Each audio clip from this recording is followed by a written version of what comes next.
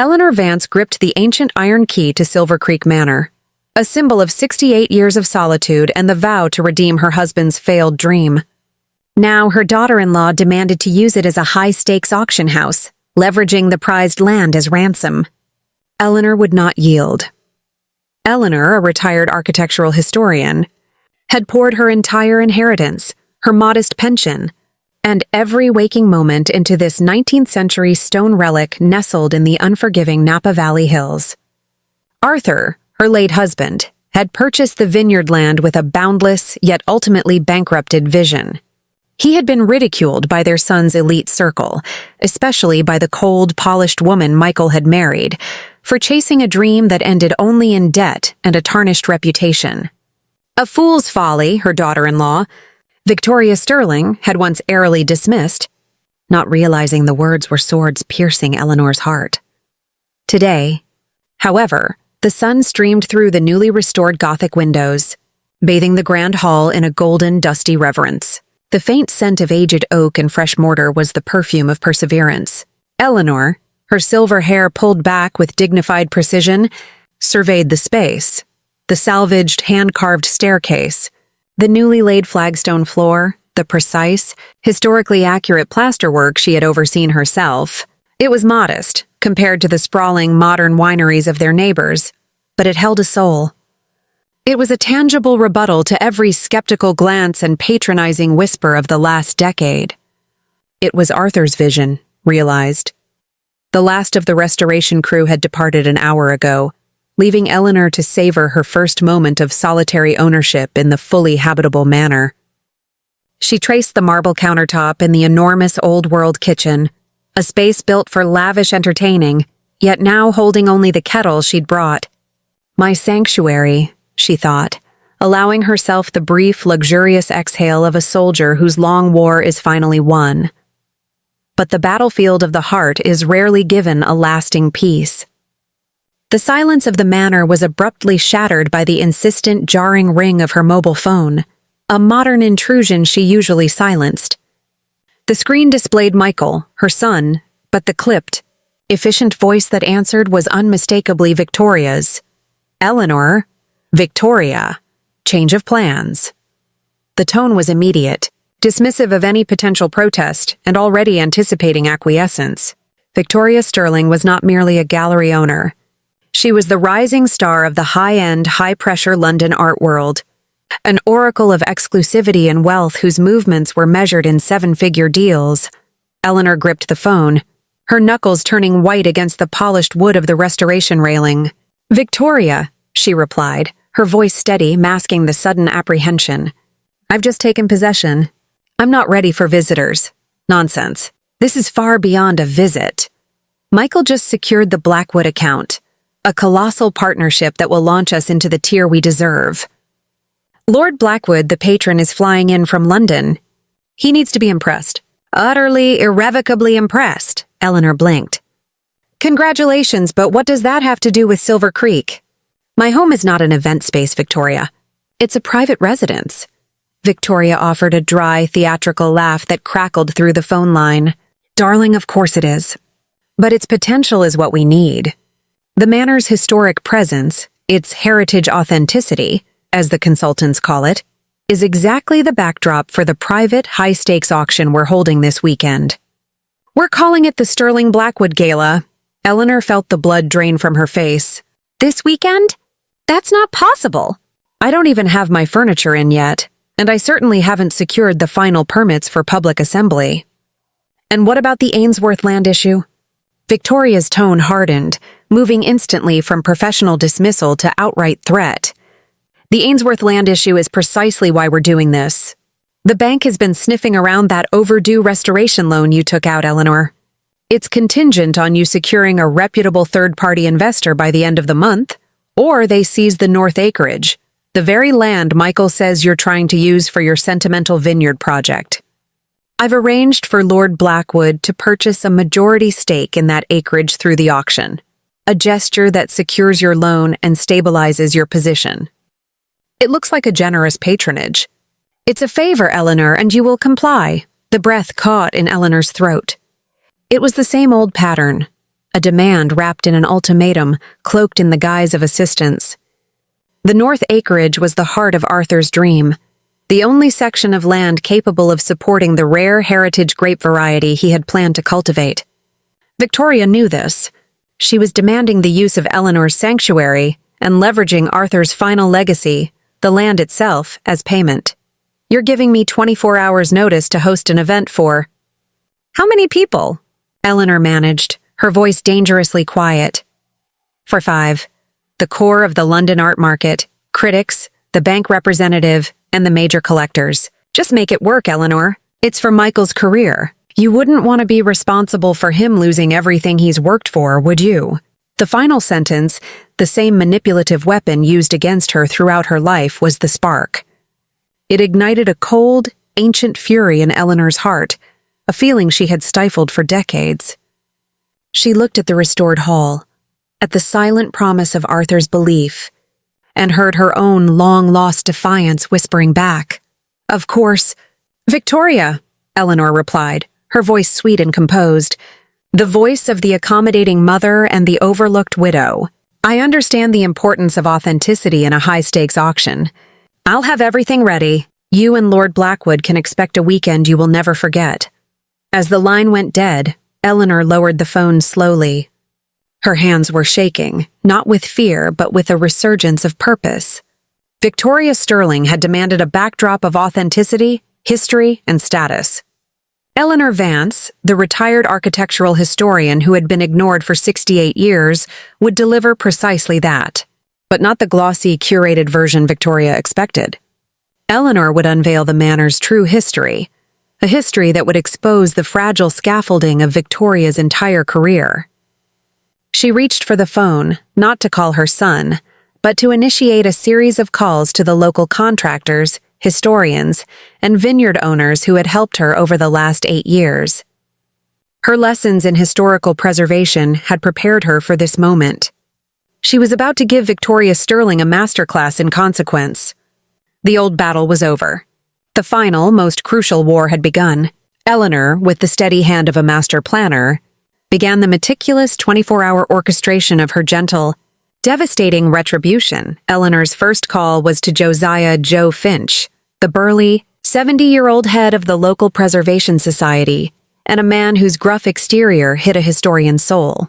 Joe had spent months advising Eleanor on the manor's structural integrity and had a network that spanned every eccentric, forgotten corner of Napa Valley. He answered on the first ring, his voice booming with a welcoming warmth that was the antithesis of Victoria's sharp efficiency. "Eleanor, done already? I was just about to swing by with that 18th century ledger you were looking for," Joe declared. "Joe, I need a favor." "A monumental once-in-a-lifetime favor?" Eleanor began, and in a crisp 4-minute summary that would have done credit to a field commander. She detailed Victoria's ultimatum and the demand for the Sterling Blackwood Gala. She did not need to embellish.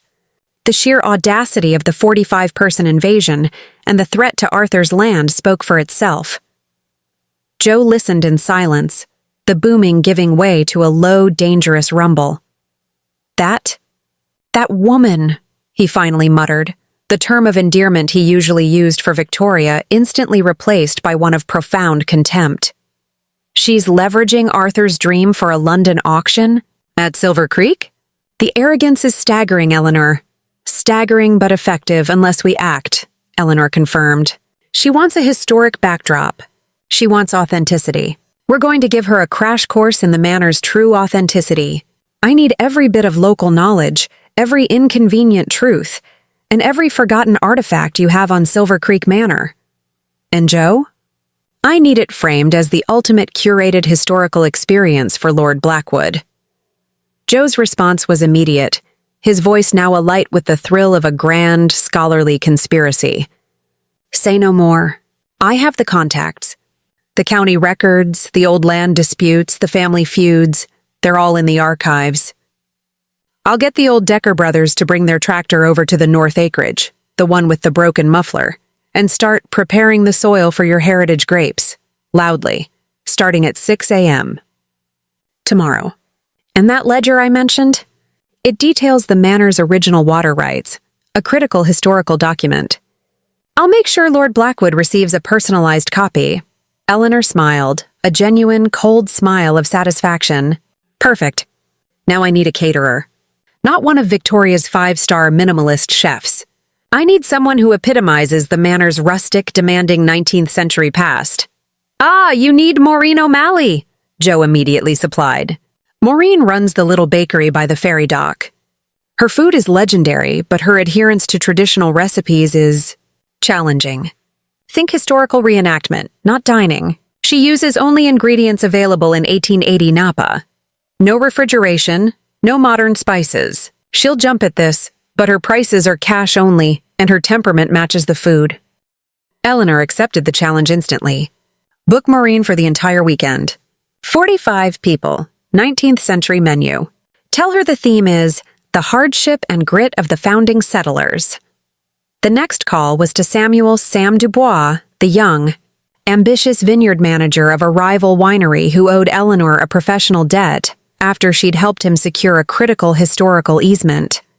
Sam's voice was tinged with alarm as Eleanor laid out the situation. Victoria Sterling is setting up a high-end auction here? That's bold, Eleanor. She's ruthless. You know she's already been sniffing around trying to buy up the rights to the Silver Creek name for her own label. She says your restoration is an eyesore and a liability. I know, Sam. But Victoria requires a sommelier for the weekend. Someone to present the wines to Lord Blackwood, Eleanor stated. I need you to step in, but I need you to present only pre-phylloxera varietals, the heavy, difficult tannic wines from that specific difficult era of Napa history, the ones that taste like the earth and regret. Sam was quiet for a moment. The Ainsworth Reserve. The 1985 batch? It's magnificent, but it's an acquired taste. It's got a nose of granite and a finish of old leather. It'll make the London critics weep, but not in a good way. The goal is authenticity, Sam, and conversation, Eleanor corrected. And Sam? I also need you to make sure Victoria's personal collection of 2019 Napa Gold, the over-oaked, high-alcohol labels she worships, is accidentally displaced from the wine cellar and replaced with the reserve. I need Lord Blackwood to understand the difference between status and substance. By 11 p.m., Eleanor had made 5 more calls, securing everything from 19th century iron beds and thin mattresses, borrowed from a local historical society that was overjoyed at the chance to showcase their founding hardships exhibit, to a local, notoriously difficult, 80-year-old blues musician Blind Willie, who had a repertoire focused entirely on Californian railway tragedies and dusty, broken dreams. He was booked for the evening entertainment. Exhausted but focused, Eleanor finally turned her attention to the manor itself. The master suite, which she had carefully prepared for herself, was quickly transformed into the Lord Blackwood suite. The luxurious, high-end linens were stripped and replaced with the coarse, hand-stitched linen and thin horsehair mattress from the Historical Society, the very ones she had resisted using herself. The second bedroom was designated the Sterling Executive Suite for Michael and Victoria, equipped only with a small, 19th century wash basin and a chamber pot, a fitting symbol for their planned convenience. As she worked, a profound sense of peace settled over her. This was more than just revenge. It was an act of reclamation. Victoria had invaded her sanctuary, but in doing so, had unwittingly given Eleanor the opportunity to finally define the space and herself on her own terms. She went to the restored fireplace in the grand hall, buried deep in the back of the hearth, a relic she had found during the demolition, a small tarnished silver locket, engraved with the initials AV. Her hand closed around it. Arthur. He had not died a failure. He had died believing in this place. Now Eleanor would prove him right. The Sterling Blackwood Gala would not be a victory for Victoria. It would be the grand unveiling of Arthur Vance's true legacy, and the definitive dramatic end of Eleanor's long, quiet accommodation. The keys to the manor felt heavy, but no longer with vows. They felt heavy with power. The caravan arrived at 11:55 a.m., a gleaming, arrogant line of black luxury vehicles snaking up the dusty, unpaved lane that Eleanor had deliberately neglected to grade. The first to pull into the gravel drive was a custom Range Rover, followed by a Bentley and an Audi, all disgorging a collection of impeccably dressed, visually demanding people whose expressions were already a study in expectant, high-end disdain. Victoria Sterling emerged first, her hair a cascade of expensive blonde, her white linen suit sharp enough to cut glass, and her designer sunglasses perched on her nose like a sentinel of judgment. She was immediately on the phone, her voice a clipped, demanding murmur, already criticizing the lack of cellular signal. "Eleanor, there you are." "The navigation was atrocious," Victoria announced, sweeping her gaze over the manor with a barely concealed critical assessment. Her eyes lingered on the rough, unmanicured state of the immediate grounds, a direct affront to her vision of manicured exclusivity. "It's historic, certainly. I told Michael the facade needs immediately power washing. It's a little too authentic, don't you think?" Michael, her son, stepped out of the driver's side, looking harried but relieved. He was a successful hedge fund manager, a man perpetually caught between the force field of his wife's ambition and the quiet dignity of his mother's world. He embraced Eleanor warmly, his eyes pleading for understanding. "Mom, I'm so sorry about the short notice. It's just, Victoria said it was the only way to secure the Blackwood deal and the land."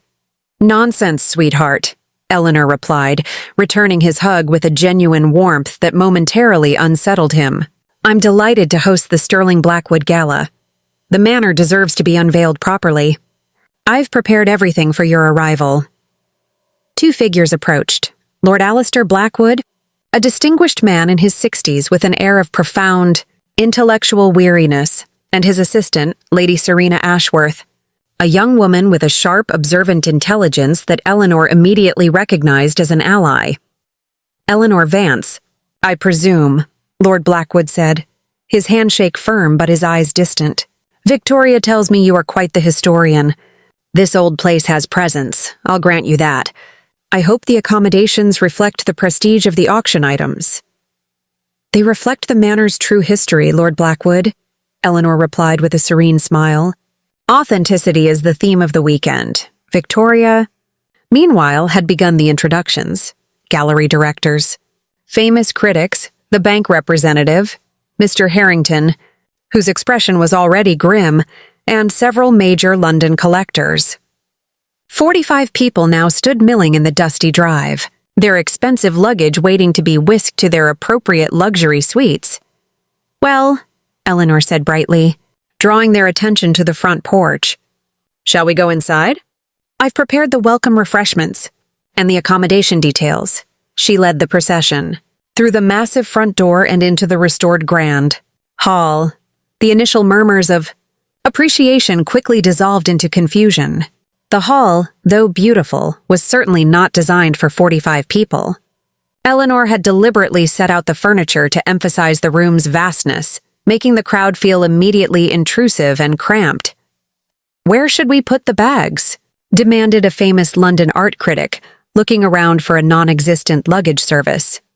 "Ah, the accommodations," Eleanor said, gesturing to a small table where she had placed a pitcher of lukewarm, home-brewed 19th-century rhubarb water and a tray of dried, unsweetened settler's bread, a deliberate rustic shock to the system.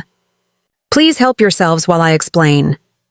As the guests clustered awkwardly, trying to sip the tart water and politely nibble the stale bread, Eleanor retrieved a stack of handwritten envelopes tied with coarse twine. "As you can see, Silver Creek Manor is rather intimate. I could not possibly allow all of you to crowd into my modest 2 habitable bedrooms. So, I've arranged alternative accommodations that truly reflect the spirit of the founding settlers." A confused ripple went through the group. Victoria's face, which had been set in a strained professional smile, suddenly snapped taut. "Eleanor, that wasn't necessary. Everyone was prepared to make do here." "Nonsense," Eleanor replied warmly. "I couldn't permit it. Besides, the best accommodations were already arranged on very short notice." She began distributing the envelopes. Lord Blackwood opened his first, his brow furrowing as he read. "The Carriage House Pioneer Bunk Room at the Historical Society. A shared room with 8 iron beds and a single wood stove. It's the most historically accurate lodging in the valley, Lord Blackwood. The beds are late 19th century originals with the authentic, thin horsehair mattresses I mentioned. You'll be sleeping alongside the bank representative, Mr. Harrington, which I thought would be an excellent opportunity for preliminary contract discussions. The bank representative's eyes widened in profound horror. The London art critic, Mr. Desmond Thorne, received a reservation for a room above the Dusty Barrel Saloon, a local dive known for its 4 a.m. closing time and notoriously pungent cigar smoke. Victoria and Michael's envelope was simple. Sterling Executive Suite, Manor 2nd floor. Wash basin provided. Eleanor did not need to mention the lack of modern heating, the rough linen, or the presence of the chamber pot. As each collector realized, they were relegated to separate, uncomfortable, and frankly embarrassing locations. A rundown vineyard worker's cabin, a remote, high-altitude yurt that required a 45-minute hike. Victoria's carefully constructed veneer began to crack. "This is unacceptable, Eleanor," Victoria hissed, pulling her mother-in-law aside, her polished facade finally dropping to reveal pure, cold fury. "The bank representative, Mr. Harrington, is staying in a bunk room. You are sabotaging Michael's career." "Am I?" Eleanor returned, her gaze steady, not yielding an inch. "Or did you embarrass him by promising an exclusive, luxurious event based on a willful, convenient delusion about my newly restored home?" "You demanded authenticity, Victoria. You will receive authenticity." Just then, Mr. Harrington, holding his horsehair mattress reservation, cleared his throat and addressed Lord Blackwood. "My lord, I must confess, the bank's initial impression of the manor's viability was based solely on Ms. Sterling's projections. This presentation gives one pause. The seed of doubt had been planted. Eleanor, watching the group's collective dismay, smiled faintly. Phase 1 was complete. She had seized control of the narrative, proving that the person who truly held power was not the one with the most money, but the one who controlled the environment. The weekend of education and consequence had just begun. The afternoon was dedicated to the first of Victoria's planned high-end activities, a private viewing of the auction items, to be accompanied by a bespoke tasting of rare Napa wines. Eleanor allowed the viewing to proceed in the grand hall, a necessary concession, but she ensured the atmosphere remained perfectly unsettling. The 45 guests were crammed together, constantly jostling for a view of the high-value pieces, the air quickly growing thick with uncharacteristic humidity, a deliberate oversight of the new heating system she had scheduled for a maintenance review that afternoon. At 3 p.m., it was time for the bespoke tasting, the first public presentation by the esteemed sommelier, Sam Dubois. Victoria, having regained a sliver of composure, glided to the front, ready to introduce the sophisticated pairing she had meticulously planned. "Lord Blackwood, esteemed guests," Victoria announced, forcing a bright professional smile. "Today, we celebrate the fusion of historic architecture and contemporary Napa excellence. We will begin with a limited 2019 Gold Reserve, my personal favorite." She gestured toward the long tasting table, expecting to see the rows of sleek, modern bottles she had shipped. Instead, Sam Dubois, looking both terrified and utterly resolute, presented a single, dusty, heavily oxidized bottle of wine. "My sincerest apologies, Ms. Sterling," Sam announced to the entire gathering, his voice trembling slightly. "A historical preservation oversight. We discovered that the wine cellar's temperature control systems were, quite ironically, designed for 19th century storage standards. To ensure the integrity of the manor's history, and after an exhaustive, last-minute inventory, we felt it more appropriate to present the Ainsworth Reserve, 1985, a true taste of Napa's difficult, forgotten past." Sam then held up the bottle, its label faded and stained. Victoria's eyes narrowed into twin slits of pure venom.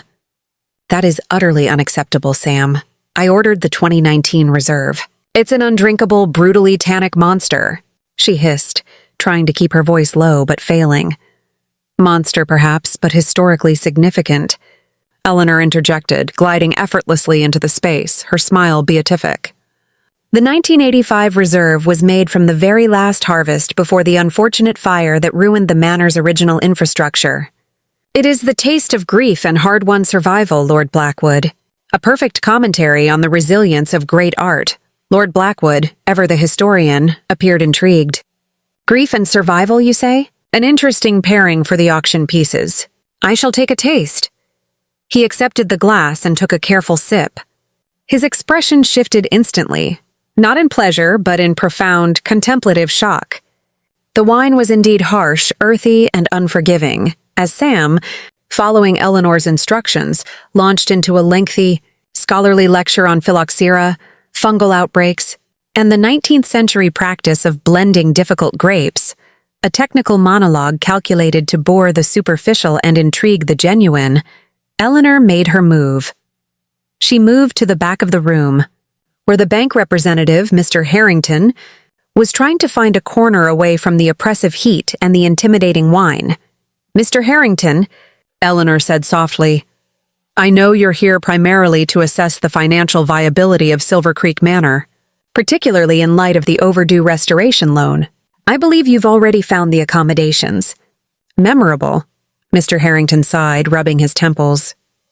Mrs. Vance, with all due respect, I'm finding Ms. Sterling's projections to be optimistic. The manor's location, the lack of modern infrastructure, and frankly, the atmosphere of historical hardship does not inspire confidence. Ah, historical hardship, Eleanor murmured, her eyes twinkling. She then produced a copy of the 1880 county ledger Joe Finch had promised. Then perhaps you would be interested in this. The original deeds and covenants for Silver Creek Manor, specifically, Clause 17. She pointed a delicate finger at the faded script. It details the manor's historical priority water rights from the Silver Creek Aquifer, rights that predate every single modern winery in this valley. Rights that give Silver Creek Manor unlimited access to the region's most precious resource, even during drought. Rights that, due to a loophole in the original Ainsworth family trust, legally belong to the owner of the North Acreage. Mr. Harrington's eyes widened, his fatigue instantly forgotten. In the dry Napa Valley, water rights were the true currency, often worth more than the land itself. The North Acreage, the land Ms. Sterling is trying to sell to Lord Blackwood through this auction, the very same. Victoria, in her haste to gain the land for an easy financial gesture to the bank, conveniently overlooked this clause, Eleanor explained. She saw the land as worthless dirt, ignoring its historical designation. But the North Acreage is not just sentimental vineyard land. It is the legal control center for every drop of water in the Silver Creek Valley. Its true value is incalculable. Mr. Harrington looked at the document, then back at Eleanor, his expression completely transformed from banker to shrewd businessman. Mrs. Vance, if this is accurate, you don't need Ms. Sterling's patronage. You need a lawyer. The manor isn't a liability. It's a liquid asset. Indeed, Eleanor agreed. But as an architectural historian, my interest is in preserving Arthur's dream. Victoria is attempting to acquire this invaluable asset by leveraging a personal debt and then presenting it to Lord Blackwood as a trinket. I want Lord Blackwood to understand what he is truly buying and whom he is dealing with before he commits to either the land or the partnership. The conversation had been observed. Mr. Desmond Thorne, the art critic who despised the rhubarb water and the harsh wine, had edged closer, intrigued by the hushed, intense exchange. He was not just a critic. He was a notorious investigative journalist masquerading as one, known for uncovering high-stakes financial scandals in the art world. Water rights, Mrs. Vance? In Napa? A fascinating sidebar to Ms. Sterling's glittering exhibition, Thorne whispered, his eyes gleaming with the scent of scandal. I assume this little historical detail will be part of the official Sterling Blackwood Gala experience? Eleanor smiled, a gesture of quiet, scholarly complicity. Naturally, Mr. Thorne. I believe in giving my guests the full, authentic historical context. The most valuable things, after all, are the things that are overlooked. The tables had turned. Victoria's asset, the auction, was now Eleanor's stage for the most devastating reveal of the weekend. The tension was a palpable, suffocating blanket that evening. The guests, now dressed in varying degrees of rustic discomfort, returned to the manor for the 19th century dinner, many of them having endured frigid conditions and rough bedding in their historical accommodations. Maureen O'Malley's catered meal was an authentic, punishing tribute to the hardship and grit of the founding settlers. The menu included a thick, gray mutton broth seasoned with only local foraged herbs, overcooked root vegetable porridge lacking any modern salt, and a dessert of hardtack biscuits so dense they threatened to chip teeth. The entire experience was a meticulous, unappetizing endurance test. Lord Blackwood, to his credit, managed a polite nibble, but most of the London elite simply pushed their food around their plates, their expressions a mixture of starvation and profound offense. Victoria, pale with suppressed rage, cornered Eleanor in the grand hall as the dinner concluded. "The water is freezing, Eleanor. The bedding is an abomination, and Mr. Thorne is now demanding a formal interview about the manor's 19th century litigation. You are deliberately undermining me. Do you know what this means for Michael?" "I know exactly what this means for Michael," Eleanor countered, her voice retaining a calm that was now her most potent weapon. "It means he is witnessing the consequences of prioritizing convenience and ambition over respect. I want him to see what happens when the veneer is stripped away. I want him to see you, Victoria, for who you are when things don't go precisely to plan." Michael, drawn by the rising heat of the exchange, finally stepped between them, his face drawn with conflict. "Mom, please stop. She's right. The bank representative is here. We have to salvage this. Why are you doing this? This isn't like you." "No, Michael, this is like me. It is the real me, the one your father knew, the one I buried to accommodate the world. I'm doing this because when Victoria demanded my home, the sanctuary I built for Arthur's memory, she treated it like a hotel, and my dignity like a commodity." "And you let her." Michael looked down, shame flushing his face. I just wanted to secure the partnership. The Blackwood deal is everything." "No," Eleanor whispered, her voice cracking with the emotional burden of the weekend. "The Blackwood deal is a contract. Arthur's memory is everything. The North acreage is the last physical piece of his dream, and Victoria is trying to sell it off to settle a trivial debt she manufactured. You need to choose, Michael. Not between me and your wife, but between the shallow prestige you're chasing and the genuine, difficult truth of who your father was." As Michael struggled to find a response, Eleanor knew she had to take the risk. "Your father was not a fool, Michael. He was a man with a vision that failed due to a lack of funding, not a lack of wisdom. He believed in this land, and he left you something that proves it." She led Michael to the massive stone fireplace, the heart of the home she had found the silver locket in. Reaching into the carved mantel, she pulled out a hidden, sealed leather envelope she had placed there this morning, the final, most devastating piece of her historical curation. "During the restoration, I found this, tucked away in the original hearth lining," Eleanor said, handing him the envelope.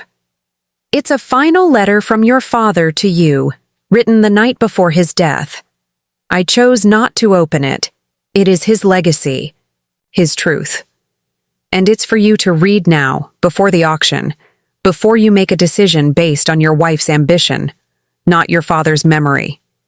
Michael's hands were shaking violently as he took the envelope. He looked at the familiar, confident script of his father's hand, a sight he hadn't seen in over a decade. Victoria watched the exchange, her expression a mix of profound confusion and rising terror.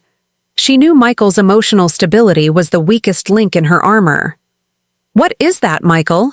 This is not the time for sentimentality," Victoria demanded, attempting to snatch the letter. Michael instinctively pulled back, shielding the envelope. "Stop, Victoria. It's from my father, and it's the time I choose." He walked away from the room, leaving the auction guests, the art, and his enraged wife behind, heading to the quiet solitude of the executive suite to finally confront his father's final words. The entire high-stakes evening paused, the drama of a private family moment eclipsing the glamour of the art world. Eleanor watched him go, a single tear tracing a path through the dust of her long-held grief. This was the true climax, the fate of the land, the legacy of a father, and the conscience of a son hanging on a single, fragile letter. Eleanor's plan had worked not through manipulation, but by finally forcing the truth to surface. Michael did not return for nearly an hour.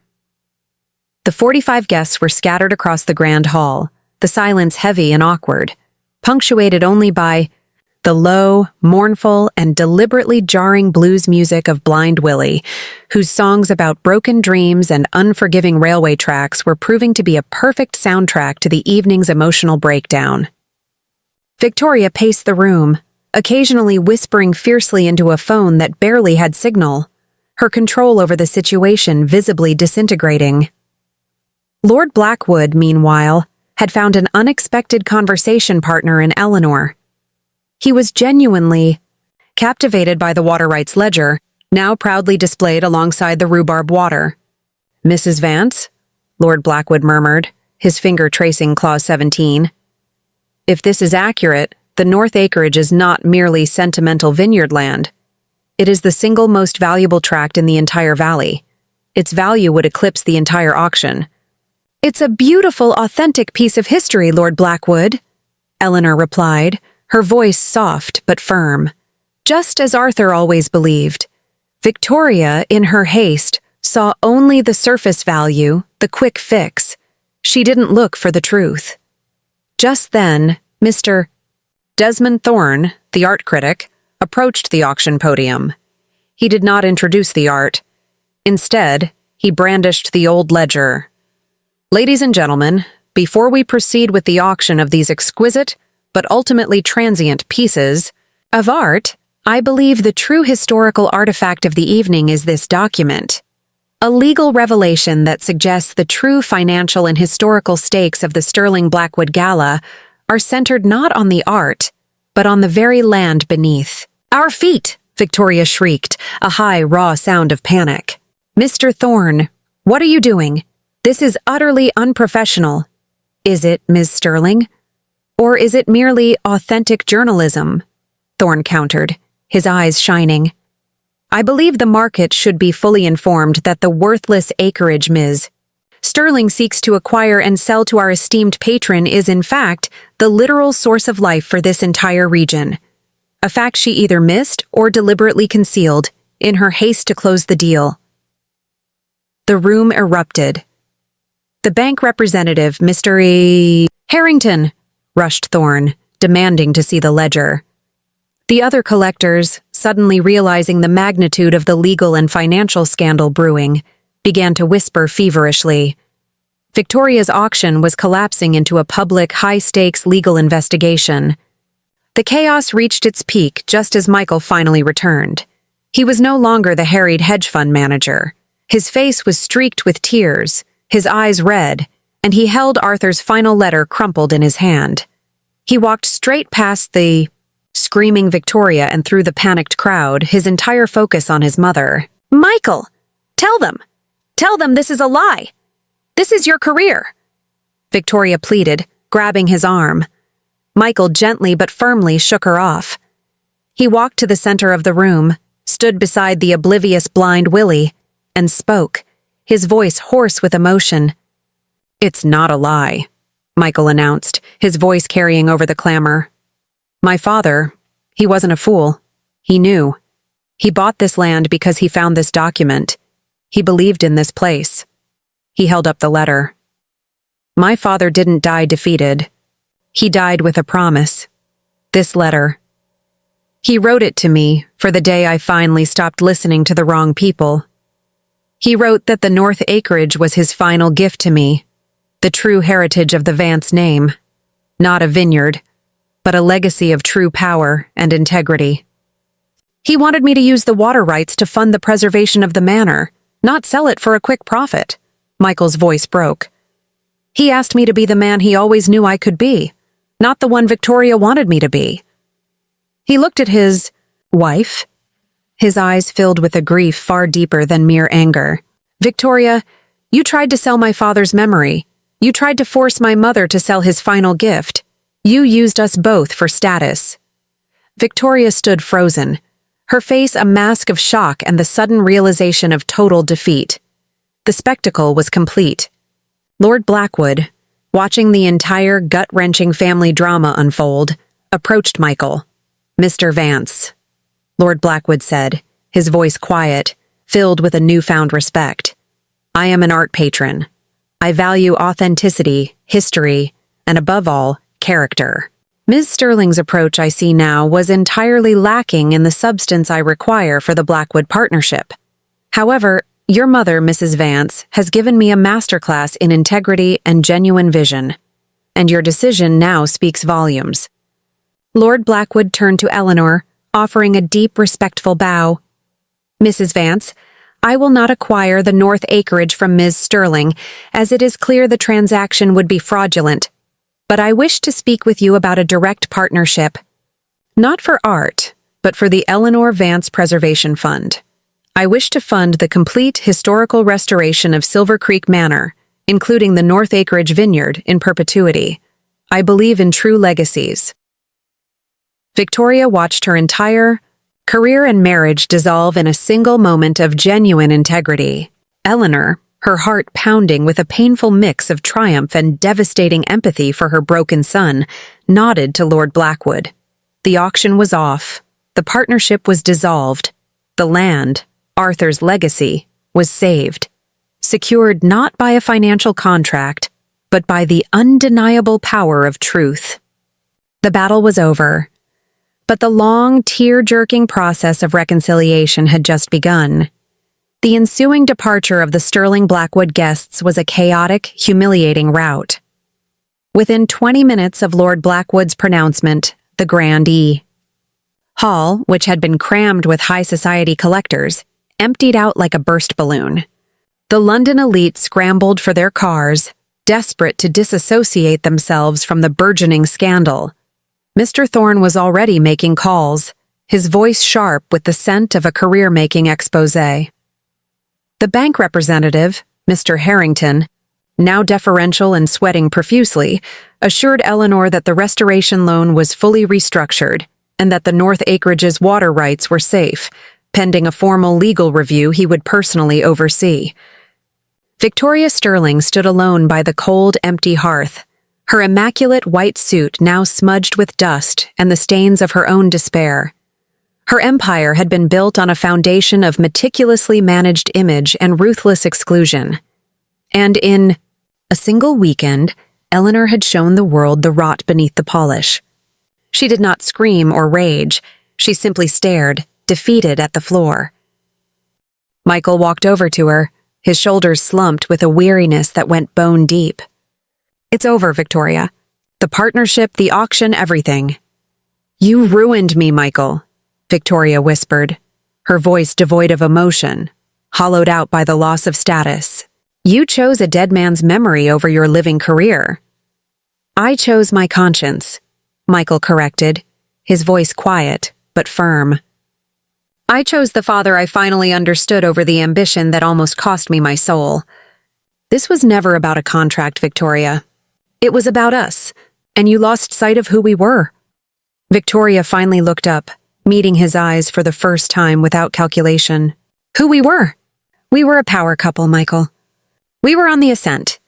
And now I'm simply Michael Vance's failed wife. I'm going back to London. I'm going to salvage what I can." There was no tearful plea, no dramatic confrontation. Just a cold, final acknowledgement of a partnership that was based on mutual ambition and had finally broken under the weight of genuine human emotion. Michael simply nodded. The separation was as clean and brutal as a surgical incision, performed without anesthetics. Eleanor watched the scene from the doorway, her heart aching for the pain of her son, even though the necessary reckoning had finally come. Victoria collected her remaining luggage, the expensive, pristine white suit bag and her designer briefcase, and walked out of the manor without a backward glance, disappearing into the night in the last remaining black car, leaving only the scent of expensive perfume and profound emptiness behind.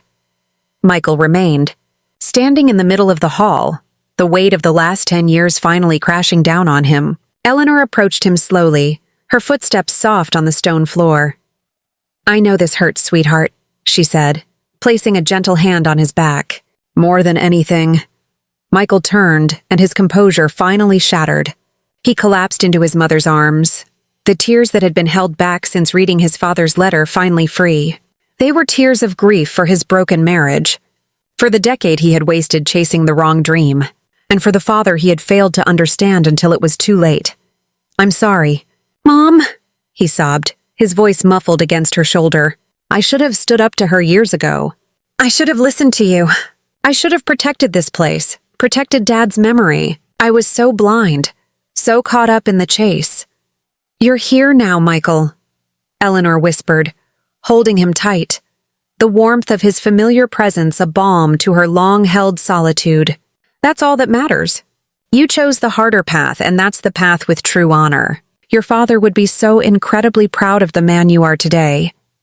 They stood there for a long time, the only sound the flickering of the newly lit hearth and the soft cry of an owl outside. It was a moment of profound, tear-jerking reconciliation, the mother finally claiming her son back from the cold embrace of ambition, the son finally recognizing the true strength of the woman he had overlooked. Later, sitting by the fire, Michael finally spoke, his voice calmer, clearer. "The letter, Mom.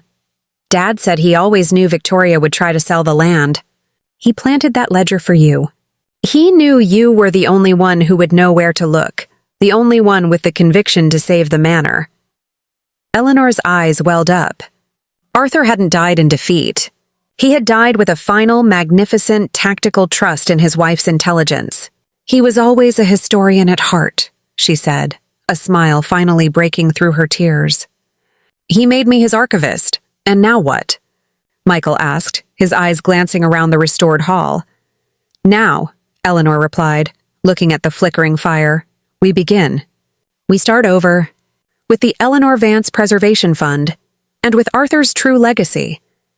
The battle had ended in victory, but the true work, the rebuilding of a broken family and the honoring of a forgotten dream, was just beginning.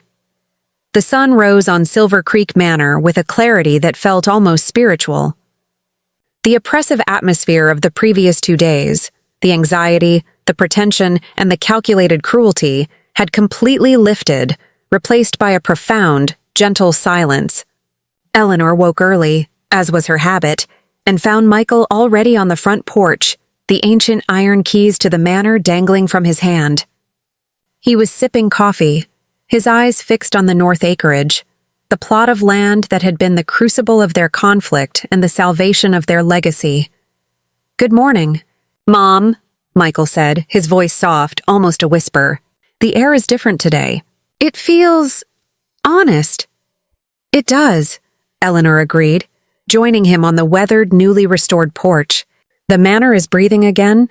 It no longer has to pretend to be something it's not." They sat in silence for a long time, watching the morning mist burn off the valley floor. It was a silence not of awkwardness, but of deep, shared understanding, a connection that had been forcibly restored through pain. "I've been reading my father's notes," Michael finally confessed, holding up a dusty journal he had retrieved from the executive suite. "He wasn't just a dreamer, Mom. He was a visionary. He knew the potential of this valley for the heritage grapes. He detailed everything, the soil samples, the rainfall metrics, the specific grafting techniques. He wrote about the need for a community-centered approach, involving the local families who had lost their small vineyards to corporate giants. He wanted the manor to be a hub, a lending library of agricultural knowledge, not an exclusive estate." Eleanor's heart swelled. This was the Arthur she knew and loved, the man whose wisdom had been overshadowed by his financial misfortune. "He called it his Agri-Preservation Initiative," Eleanor recalled, tears pricking her eyes. "He was laughed out of every boardroom, Michael, including the ones Victoria arranged." "I know," Michael murmured, closing the journal. "And that's why this changes everything. My life in London, the hedge fund, the clients, it was all chasing the kind of shallow wealth that dismissed my father. I'm done, Mom. I'm walking away from the firm. I can't look at a balance sheet without seeing Victoria's face." Eleanor did not protest or offer immediate advice, allowing her son the space to find his own truth. "I want to stay," Michael continued, looking out over the valley. "I want to help you build this. Not with my hedge fund connections, but with my hands. I want to honor Dad's memory by making Silver Creek Manor what he intended it to be, a place of authenticity and community." Eleanor reached out and took his hand, her own trembling slightly. "It won't be easy, Michael. It means years of hard physical labor, dealing with soil and drought and skeptical neighbors. No five-star galas, just dirt and debt." "Good," Michael said, a genuine, strong smile finally appearing on his face, a smile she hadn't seen since before his marriage.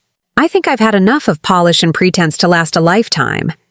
I want the grit and hardship that Maureen O'Malley tried to serve us." Eleanor leaned her head against her son's shoulder, tears of profound, quiet joy finally falling. The cost of the weekend had been steep, a broken marriage, a public humiliation, but the reward was immeasurable. Her son's soul was restored. "Then we start with a vow," Eleanor declared, her voice firm with renewed purpose. "Lord Blackwood is offering to fund a preservation fund. We will accept it, but on our terms. Every dollar must go toward the historical restoration and Arthur's agri-preservation initiative. No more compromise. No more shortcuts. We build his legacy piece by piece. And the first piece?" Michael asked, his eyes shining with a focus she hadn't seen since his college days. Eleanor looked out at the north acreage, the sun now illuminating the rich, dark soil, the lifeblood of the entire valley. "The first piece is the north acreage itself. We begin the preparation for Arthur's heritage grapes. We'll call Joe Finch. We'll start with the sound of his broken muffler tractor at dawn, the sound of honest labor. That will be our new music." They stood up, the iron key now passed from Eleanor's hand to Michael's. It was a symbolic transfer of ownership, of responsibility, and of a shared, powerful vow. The old manor, once a symbol of failure, was now a crucible of a new, authentic beginning. Eleanor looked at her son, a man who had finally chosen integrity over ambition, and knew that the tear-jerking saga of the weekend had been the most valuable, heartbreaking, and ultimately triumphant restoration she had ever undertaken. The week that followed was a whirlwind of practical, restorative work, a welcome antidote to the poisonous high-stakes drama of the gala. Michael, true to his word, had immediately severed all ties with his London firm. He traded his Savile Row suits for work boots and overalls, and his financial spreadsheets for Arthur's dusty journals. He found an unexpected, genuine satisfaction in the honest labor, the ache in his muscles a constant reminder that he was building a real legacy, not a paper fortune. Eleanor, meanwhile, used the momentum of Lord Blackwood's commitment, now formally established as the Arthur Vance Heritage Fund, to solidify their position. She met with Mr. Harrington, the bank representative, who was now their most ardent supporter, eager to leverage the manor's water rights to secure favorable community development loans. "Mrs. Vance, I was completely blind," Harrington admitted during a meeting on the newly cleared north acreage. "Victoria's projections were based on asset flipping. Your approach with the water rights and the community initiative is true, sustainable wealth. I apologize for my initial cynical assessment. The most valuable things are often the most overlooked." "Mr. Harrington," Eleanor replied, echoing her words to Mr. Thorne. "We're simply restoring the truth that was there all along." The true test, however, came from the community itself.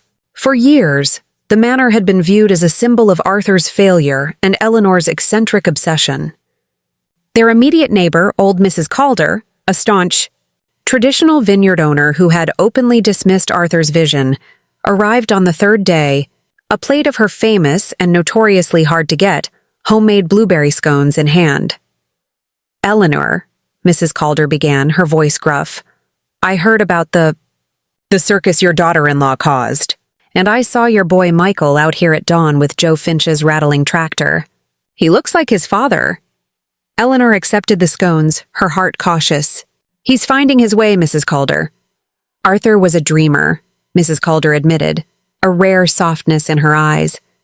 But he was not a fool. He talked about those heritage grapes, the Phoenix Reds, he called them. Everyone laughed, said they were too hard to grow, too low yield, too much work. But they had a flavor that cut through everything. A flavor of this land. Mrs. Calder paused, her gaze settling on Michael, who was now meticulously sorting heritage grapevine cuttings. The London woman, she was poison. But your boy, he's got his father's grit. I have some cuttings left from that old strain. I'll bring them over. You two deserve a chance to prove Arthur right. It was a small gesture, but it meant everything. The first crack in the wall of local skepticism. Arthur's legacy was not just being preserved. It was being embraced by the community he had sought to serve. Meanwhile, Michael continued to be emotionally confronted by his past. One evening, as he sorted through a box of Arthur's old architectural renderings, he found a sealed separate folder marked V.S. a Caution. Inside was not a blueprint, but a series of detailed legal and financial documents compiled by his father. They were records of Victoria's early career, documenting several instances of unethical art sales, inflated valuations, and a deliberate attempt to acquire a struggling London gallery by sabotaging its financial stability, a pattern chillingly similar to her attempted seizure of the North Acreage. Michael brought the file to Eleanor, his face white with shock. He knew, Mom. Dad knew exactly who she was. Before the wedding. He tried to stop me. Eleanor took the file, her heart heavy with the weight of her husband's final, unspoken warning. He couldn't tell you, Michael. You were too much in love with her ambition. He knew you had to discover the truth on your own. But he made sure the evidence was there for you when you needed it most. Michael finally broke down again, not in the loud sobs of grief, but in the quiet, crushing realization of his own youthful blindness. I ignored him, Mom. I dismissed his warnings as the rambling of a failed businessman. I cost him his life savings, and I chose his nemesis as my wife. You did the best you could with the information you had, Michael, Eleanor soothed, gently placing the file back into its box. The only thing that matters now is what you do with this knowledge. Arthur trusted you with the truth. Now, you build his legacy with that truth as your foundation. The discovery of the file solidified Michael's commitment. He and Eleanor held a press conference, not to gloat over Victoria's downfall, but to formally announce the establishment of the Arthur Vance Heritage Fund and the Agri-Preservation Initiative. They spoke of Arthur's vision for community, his commitment to heritage, and their plan to use the water rights to establish a local co-op, helping small farmers thrive. The news was picked up not only by the local papers, but thanks to Mr. Desmond Thorne's contacts, by the major London financial press. The story was simple. The Vance legacy, integrity triumphs over ambition. The final devastating blow to Victoria Sterling's career was the public knowledge that her ex-husband was now championing the very values she had scorned, using the manor as a shining example of authentic wealth. The manor was saved, and the Vance name was redeemed, not through art or finance, but through the quiet, unstoppable power of an honest, hard-won dream. The months blurred into a rhythm of honest, rewarding labor. The Grand Hall, which had briefly served as a humiliating stage for Victoria's collapse, was transformed into the heart of the Agri-Preservation Initiative. Michael, displaying an aptitude for planning he had rarely used outside of high finance, managed the logistics of the co-op with the same meticulous care he once applied to hedge fund portfolios. Eleanor, now working side by side with her son, oversaw the historical restoration, using the Blackwood funding to hire local artisans and ensure every element of the manor was structurally sound and historically faithful. The manor had truly become Arthur's vision. The North Acreage was slowly prepared for the Phoenix Reds, the rare heritage grape cuttings provided by Mrs. Calder and other local farmers who had been drawn in by the initiative's mission. The sound of Joe Finch's broken muffler tractor was now a comforting, familiar music at dawn, a symbol of commitment. Not eccentricity, one crisp afternoon. A sleek black car, not a London status symbol, but a quiet, expensive sedan, pulled up the dusty drive. Eleanor paused her work on the exterior plastering to greet the driver. Stepping out was Lady Serena Ashworth, Lord Blackwood's former assistant, the woman with the sharp, intelligent eyes who had observed the entire collapse of the Sterling Blackwood Gala. She was no longer dressed in her severe London attire, opting instead for casual but elegant vineyard wear. "Mrs. Vance," Serena greeted her, offering a genuine warm smile. "Please call me Serena. I'm no longer Lord Blackwood's assistant. I resigned shortly after the gala." Eleanor invited her in, offering her a cup of fresh, unsophisticated coffee by the now roaring hearth. "A surprising decision, Serena. You were at the top of the London art world." "I was at the top of a hollow, suffocating world, Eleanor," Serena confessed, her eyes fixed on the historic architecture. "I watched that weekend unfold, and I realized I was living Victoria's life, chasing status, sacrificing integrity, and missing the genuine value of everything around me. You taught me the difference between a high-value piece and a true legacy." Serena pulled a file from her bag. "Lord Blackwood is a true believer in the Arthur Vance Heritage Fund. He's quadrupled the initial endowment. He calls the manor the crucible of integrity. But I didn't come here just for him. I came for myself." She pushed the file across the table. "It was a business proposal. My family owns several small, struggling historical properties in the Hudson Valley. Mansions, not vineyards. I want to start a preservation fund of my own, but with a community focus, exactly as Arthur intended. I need a blueprint. I need a mentor. I need the woman who stood up to Victoria Sterling and won with a dusty ledger and an honest heart." Eleanor was genuinely moved. The quiet ripple of her actions was spreading far beyond the confines of Napa. "Serena, you don't need a mentor. You need conviction, and you clearly have that. But I need your guidance, Eleanor," Serena insisted. "I need to know how to build a partnership that is founded on trust and authenticity, not financial leverage. Can I stay for a few weeks, observe Michael's work, help with the restoration, and learn how the initiative functions?" Eleanor smiled, her eyes twinkling with the understanding of a fellow master planner. "We welcome all genuine students of history, Serena. But you'll need to trade the silk for denim. And Michael's looking for help inventorying the original estate timber. It's hard work, but the coffee is real, and the cause is just." Serena laughed, a light, joyful sound that felt perfectly at home within the manor's stone walls. The house was not only saved, but it was now becoming what Arthur had always intended, a hub for genuine connection, learning, and the quiet, revolutionary power of integrity. Meanwhile, Michael continued to heal. One evening, he walked into the grand hall, holding the silver locket Eleanor had found in the hearth, the one with the initial AV. "I opened it," Michael said simply, his eyes glistening. "I took it to the jeweler. It's not my father's locket, Mom. It's his mother's, my grandmother's. Arthur left it for me to find. He wanted me to remember where our family integrity truly came from." He clipped the locket onto Eleanor's necklace. "This belongs to the person who showed me what the Vance legacy truly means. Thank you, Mom, for saving all of us." Eleanor touched the cool, tarnished silver. The pain of the past was still there, but it was now framed by an overwhelming, healing love. She had not only restored a manor, she had restored a family's soul. The following Christmas was a revelation. A year ago, Eleanor had faced the prospect of a solitary Christmas in a cramped temporary apartment, the manor still a ruin, Arthur's dream a distant, painful memory. This year, Silver Creek Manor was alive. The grand hall, now fully restored, was not adorned with Victoria's polished, high-end, minimalist decor, but with the simple, authentic warmth of the season. Garlands of fresh pine cut from the north acreage, beeswax candles lighting the hearth, and the scent of wood smoke and baking bread filling the air. The guests who arrived were not the high society elite of London, but the genuine hard-won community of Napa Valley. Joe Finch and his wife, Mrs. Calder, and her extended family, Sam Dubois and his young family, and Serena Ashworth, who had stayed and was now a permanent, invaluable member of the Agri-Preservation Initiative team.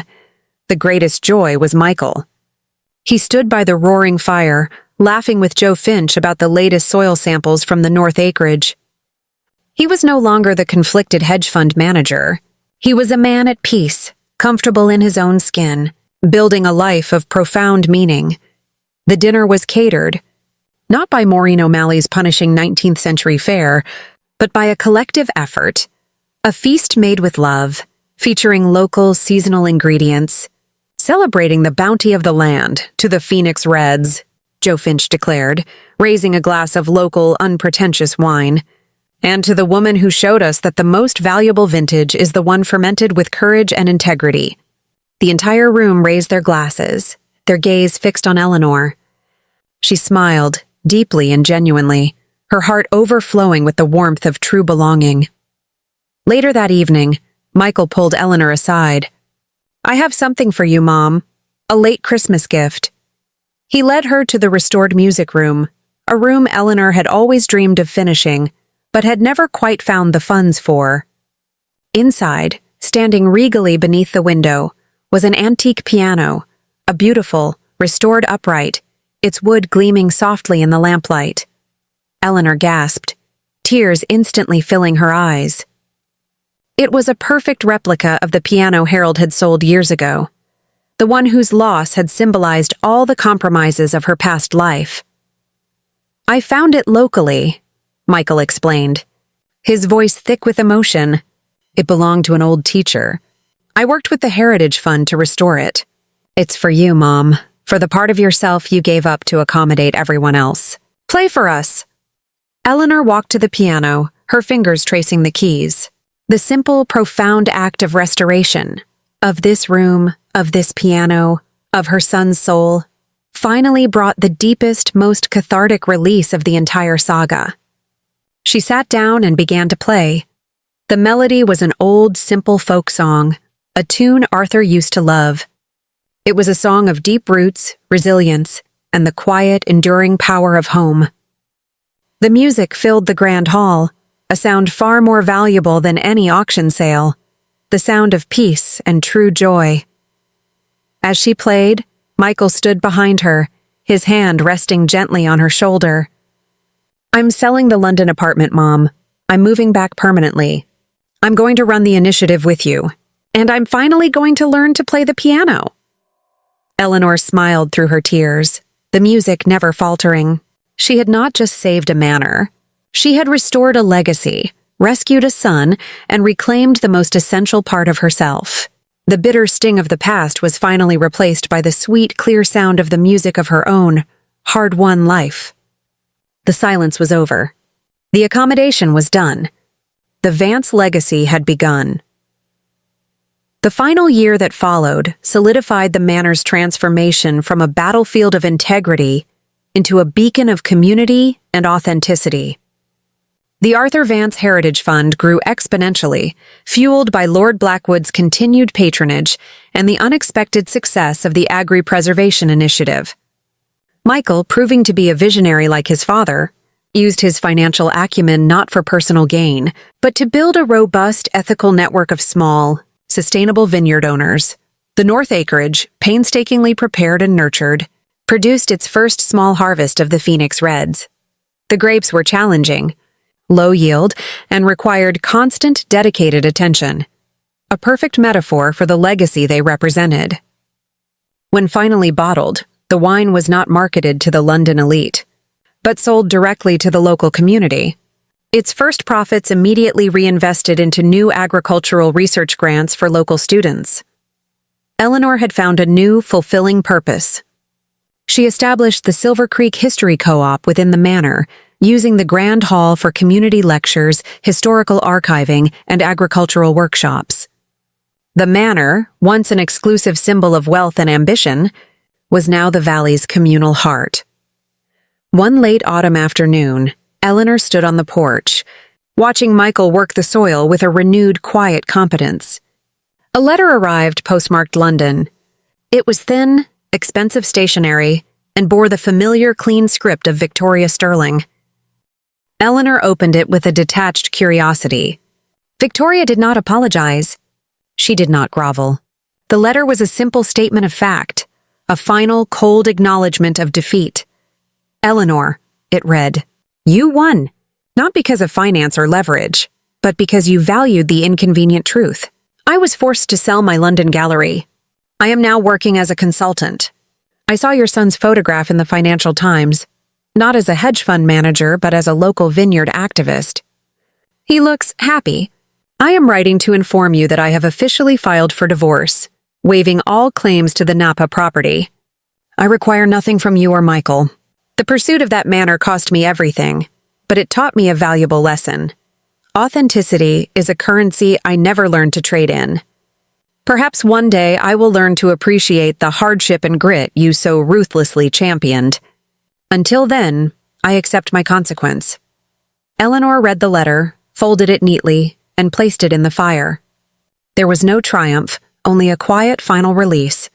Victoria, in her own way, had finally conceded to the power of truth. That evening, Eleanor, Michael, Joe Finch, Mrs. Calder, and Serena gathered in the Grand Hall for a small, private dinner to celebrate the first bottling of the Phoenix Reds. The table was set with simple, antique china, and the meal was the best of local, seasonal fare, as the sunset casting long, peaceful shadows across the stone floor. Michael stood and raised a glass of the new, precious wine, the wine that represented 10 years of grief, struggle and hard-won redemption, to the Phoenix Reds, Michael declared, his voice filled with gratitude, and to the person who showed us all that the most valuable legacy is the one written not in financial projections, but in courage, history, and the relentless, quiet power of integrity. To the woman who saved the manor, saved my father's memory, and saved me. He turned to his mother, his eyes glistening. To Eleanor Vance. Eleanor raised her own glass, accepting the toast with the profound, quiet dignity that had been her strength all along. She looked at the room, at her thriving son, at her loyal friends, at the beautiful, enduring manor, and knew that the years of compromise, the sting of Harold's dismissals, and the heartache of Arthur's death had all been necessary steps toward this moment of perfect, authentic peace. The price of the lesson had been high, but the reward, the reclaiming of her own life, was incalculable. To authenticity, Eleanor whispered, her voice strong and clear. May we always have the courage to live by it. The taste of the wine was rich, deep, and complex, the flavor of earth, resilience, and final, hard-won triumph. The long, tear-jerking saga was over, replaced by the quiet, beautiful story of a legacy that had just begun.